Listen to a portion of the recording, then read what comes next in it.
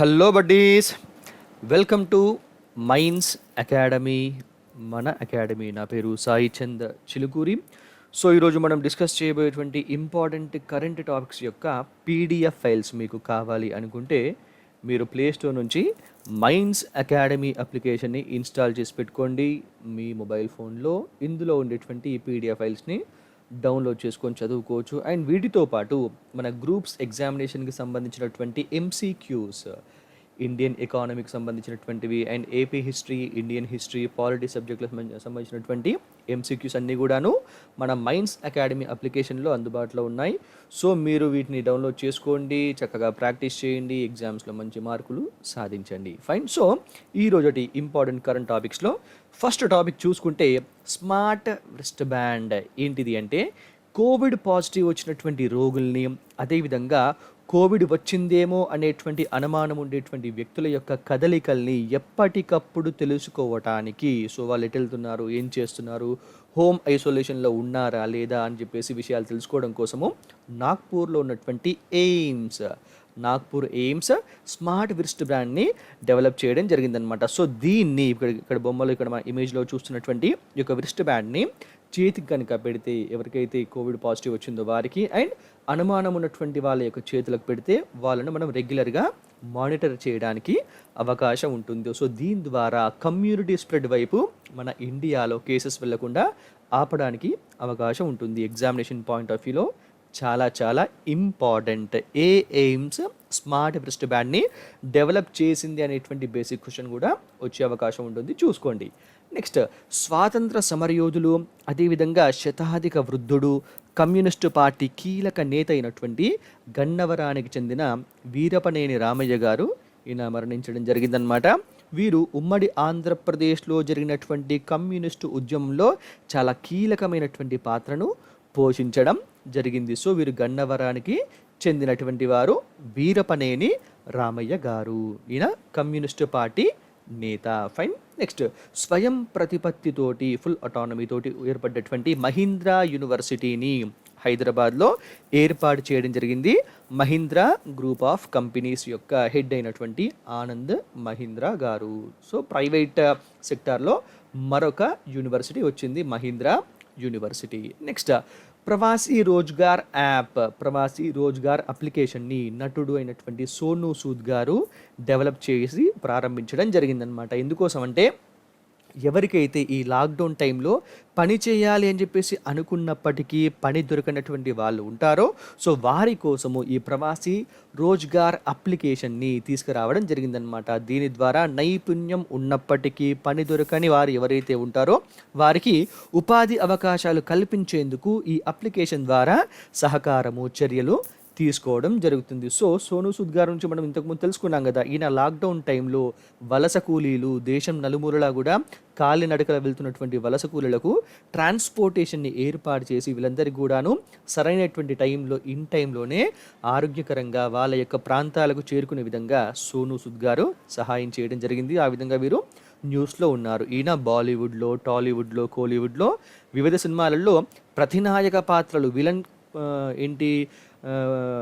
Villain పాత్రల్ని ధరించినప్పటికీ నిజ జీవితంలో మాత్రము చాలా మంచి వ్యక్తిత్వంతో, మంచి మనస్సుతోటి ఈ విధంగా పేదవారికి సహాయాన్ని అందచేస్తూ ఉన్నారు. సో మనం వీరిని అప్రిషియేట్ చేయాలి. అండ్ ఎగ్జామినేషన్ పాయింట్ ఆఫ్ వ్యూలో కూడా చాలా చాలా ఇంపార్టెంట్ ఈ యొక్క ప్రవాసీ రోజ్గార్ అప్లికేషన్.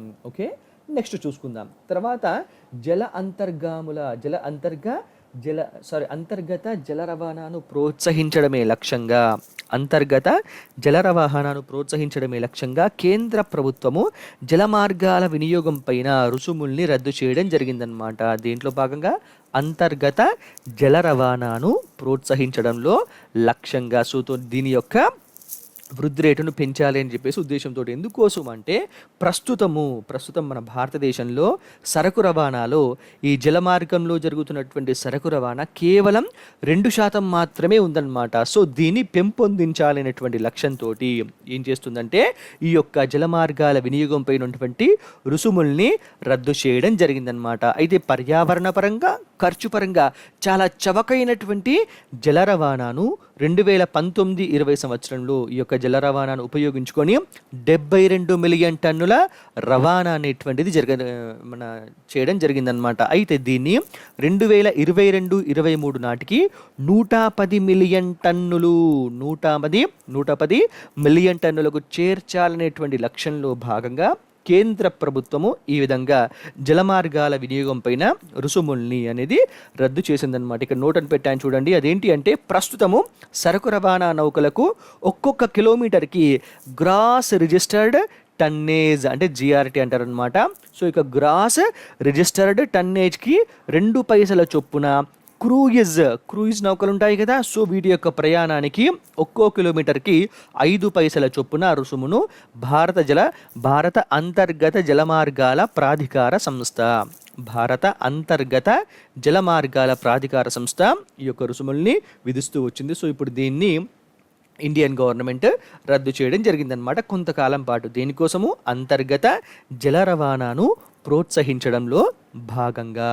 ఓకే, నెక్స్ట్ చైనాను కంట్రోల్ చేయాలి అంటే ప్రజాస్వామ్య కూటమిని ఏర్పాటు చేయాల్సిందే అని చెప్పేసి అమెరికా చెప్తుందన్నమాట. అది ఏంటంటే చైనా యొక్క నియంతృత్వ పోకడలను అడ్డుకట్ట వేసేందుకు ప్రజాస్వామ్య కూటమిని ఏర్పాటు చేయాలని భావిస్తున్నట్లుగా అమెరికా విదేశాంగ మంత్రి అయినటువంటి మైక్ పాంపియో చెప్పడం జరిగిందనమాట. దీనిలో భాగంగా అంటే యుఎస్ అధ్యక్షుడు, అమెరికాకు అధ్యక్షుడిగా పనిచేసినటువంటి రిచర్డ్ నిక్సన్ అధ్యక్ష హోదాలో చైనాలో పర్యటించి 50 సంవత్సరాలు పూర్తవుతున్నటువంటి సందర్భంలో కమ్యూనిస్ట్ చైనా, భవిష్యత్ చైనా ప్రపంచము అనేటువంటి అంశం పైన మాట్లాడుతూ మైక్ పాంపియో ఈ యొక్క వ్యాఖ్యల్ని చేయడం జరిగిందనమాట.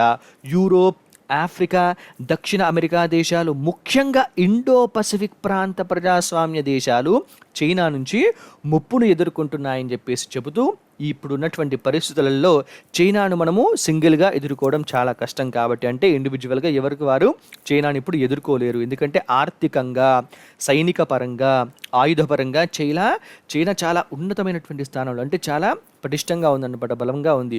సో ఈ టైంలో ఇండివిజువల్గా మనం చైనాను ఎదుర్కోలేం కాబట్టి యుఎన్ఓ, నాటో, G7, G20తో పాటు ఆర్థిక, దౌత్య, సైనిక శక్తులు ఏకమైతేనే చైనాను మనం కంట్రోల్ చేయగలుగుతాము, దారిలో పెట్టగలుగుతామని చెప్పేసి అమెరికా యొక్క మన మైక్ పాంపియో గారు, విదేశాంగ మంత్రి మైక్ పాంపియో చెప్పడం జరిగిందనమాట. సో ఇదేంటంటే ఇంటర్నేషనల్ రిలేషన్స్లో ఎగ్జామ్స్లో భాగంగా మెయిన్స్ ఎగ్జామ్లో మాత్రము ఈ సింగిల్ పాయింట్ని మనం ఎగ్జామ్లో రాసుకోవడానికి ఉపయోగం ఉంటుందన్నమాట. అంటే చైనాని కంట్రోల్ చేయడానికి మైక్ పాంపియో గారు ఈ విధమైనటువంటి సలహాలని కూడా ఇవ్వడం జరిగిందనేటువంటిది ఒక పాయింట్ని మనం మెయిన్స్ ఎగ్జామ్లో రాసుకోవడానికి అవకాశం ఉంటుంది. క్వశ్చన్ వస్తే ఖచ్చితంగా నోట్ డౌన్ చేసి పెట్టుకోండి. నెక్స్ట్, ప్రపంచ ఇంధన రంగంలో 2వ దిగ్గజ సంస్థగా రిలయన్స్ ఇండస్ట్రీస్ నిలవడం జరిగిందనమాట. గుర్తుంచుకొని ఇక్కడ ప్రపంచ ఇంధన రంగం అని చెప్పేసి పేర్కొంటున్నాము. సో ప్రపంచ ఇంధన రంగంలో 2వ దిగ్గజ సంస్థగా రిలయన్స్ ఇండస్ట్రీస్ నిలిచింది.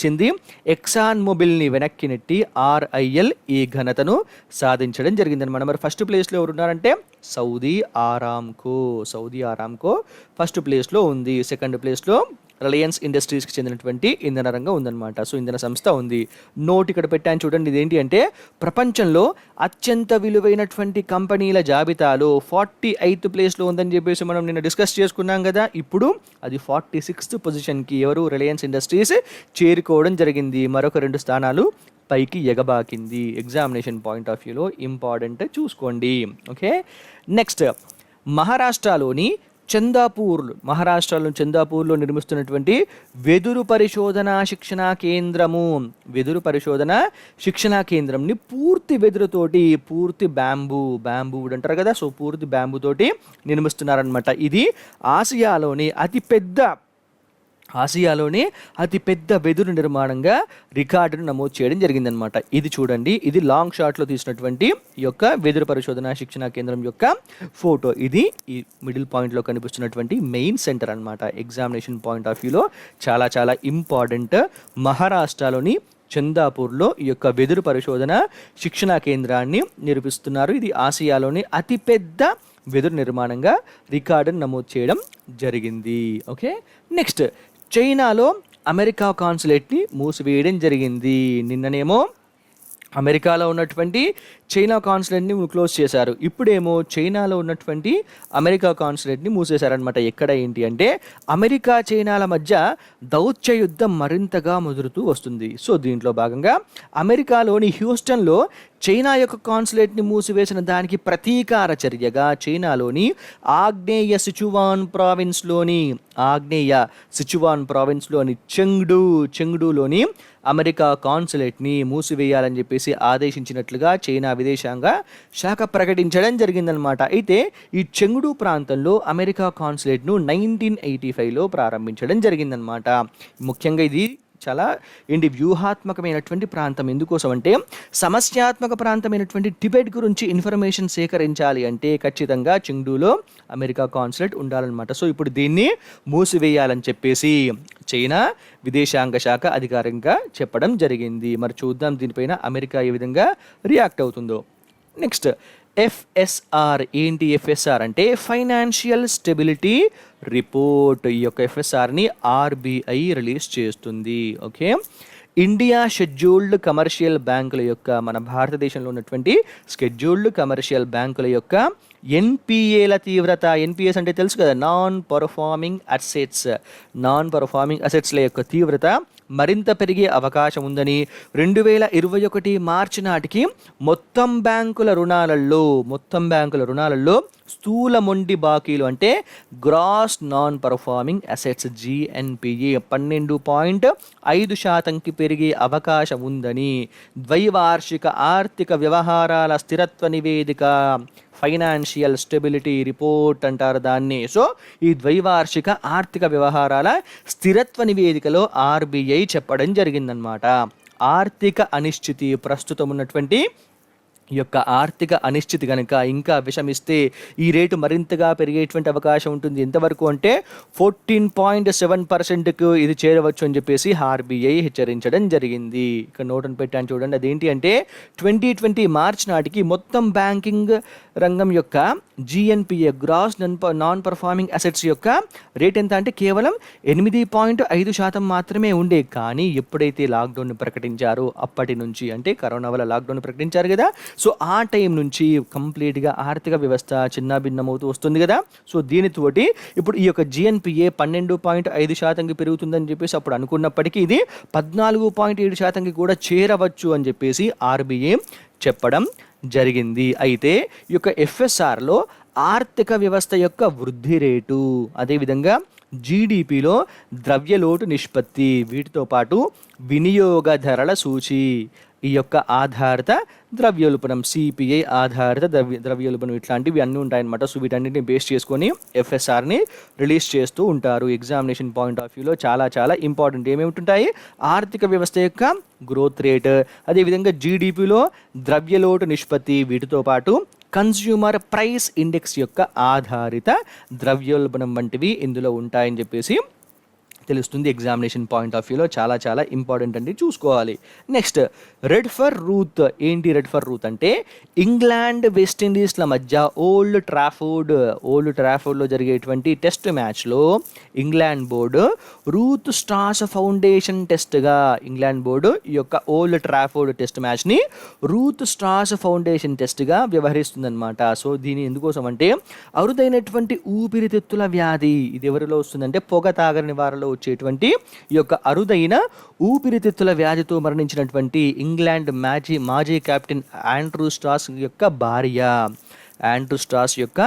భార్య అయినటువంటి రూత్ స్మారకార్థము నిర్వహించేటువంటి ఈ మ్యాచ్ ద్వారా వీళ్ళు విరాళాలని సేకరించాలి అనేటువంటి ఉద్దేశంతో రెడ్ ఫర్ రూత్ అనేటువంటి ఈ యొక్క చారిటీ, ఈ యొక్క మ్యాచ్ని నిర్ణయించడం జరిగిందనమాట. యాక్చువల్గా ఇది రెగ్యులర్గా జరిగేటువంటి అంతర్జాతీయ మ్యాచే, కానీ దీన్ని England board Ruth Strauss foundation టెస్ట్గా అభివర్ణిస్తుంది. సో ఈ యొక్క రెడ్ ఫర్ రూత్ ద్వారా విరాళాలు సేకరించడం ఇది రెండవసారి అనమాట. ఫస్ట్ టైం ఎప్పుడంటే 2019 సంవత్సరంలో యాషెస్ టెస్ట్ సిరీస్ జరుగుతుంది కదా ఆస్ట్రేలియాకు, ఇంగ్లాండ్కి. సో ఈ టెస్ట్లో భాగంగా లార్డ్స్లో జరిగినటువంటి మ్యాచ్లో విరాళాలని సేకరించగా ఇప్పుడు వెస్టిండీస్తో జరుగుతున్నటువంటి ఓల్డ్ ట్రాఫోర్డ్ టెస్ట్ మ్యాచ్ సెకండ్ది అనమాట. అయితే ఈ మ్యాచ్లో ఆటగాళ్ళు ఏం చేశారంటే వాళ్ళు రెడ్ క్యాప్ రెడ్ జెర్సీలు ధరించి అప్పటిదాకా దాని తర్వాత ఈ యొక్క ధరించిన తర్వాత వీళ్ళు గేమ్ పూర్తయిన తర్వాత వాటిపైన సంతకాలు చేసి వేలం వేస్తారనమాట. సో ఈ యొక్క వేలంతో వచ్చినటువంటి డబ్బుల్ని ఆండ్రూ స్టాస్ యొక్క పిల్లలకు అందచేయడం జరుగుతుంది. ఎగ్జామినేషన్ పాయింట్ ఆఫ్ వ్యూలో ఇంపార్టెంట్ చూసుకోండి. నెక్స్ట్, అటవీ విస్తీర్ణ పెరుగుదలలో టాప్ 10లో ఇండియా చోటు సంపాదించింది. ఎగ్జామినేషన్ పాయింట్ ఆఫ్ వ్యూలో చాలా చాలా ఇంపార్టెంట్ ఆర్టికల్ ఏంటి అంటే ఐక్యరాజ్య సమితికి చెందినటువంటి ఎఫ్ఏఓ అంటే ఫుడ్ అండ్ అగ్రికల్చర్ ఆర్గనైజేషన్ విడుదల చేసినటువంటి గ్లోబల్ ఫారెస్ట్ రిసోర్సెస్ అసెస్మెంట్ దీన్ని FRA అంటారనమాట. సో ఈ యొక్క ఎఫ్ఏఓ ఐక్యరాజ్య సమితికి చెందినటువంటి ఎఫ్ఏఓ రిలీజ్ చేసినటువంటి FRA ఫారెస్ట్ రిసోర్సెస్ అసెస్మెంట్ ప్రకారము అటవీ విస్తీర్ణము పెరుగుతున్నటువంటి ప్రపంచ దేశాలలో మొదటి 10 దేశాలలో భారత్ కూడా ఉంది, ఇండియా కూడా ఉంది. ఎన్నో పొజిషన్లో ఉంది అంటే 3rd పొజిషన్లో. ఇదంతా కూడా మనకు చాలా మంచి గర్వకారణము. మనం పర్యావరణ పరంగా మంచి చర్యలు తీసుకుంటున్నాం అనుకోవడానికి, అదేవిధంగా అటవీ విస్తీర్ణాన్ని పెంచడానికి మనము చాలా కట్టుదిట్టమైనటువంటి చర్యలు తీసుకుంటున్నామని దానికి ఇదొక మంచి నిదర్శనం అన్నమాట.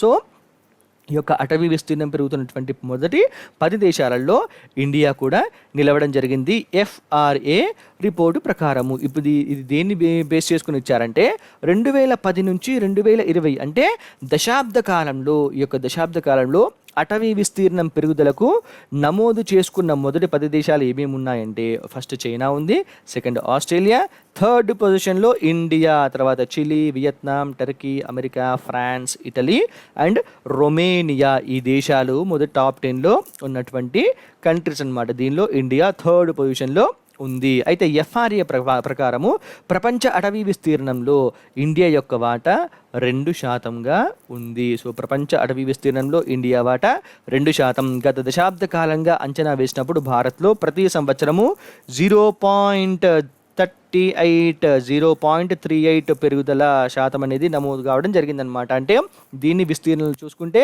2,66,000 హెక్టార్లు 2,66,000 హెక్టార్ల పాటు ప్రతి సంవత్సరము పెరుగుదల అనేటువంటిది నమోదైంది. పర్సంటేజ్లో చూసుకుంటే 0.38% అనమాట.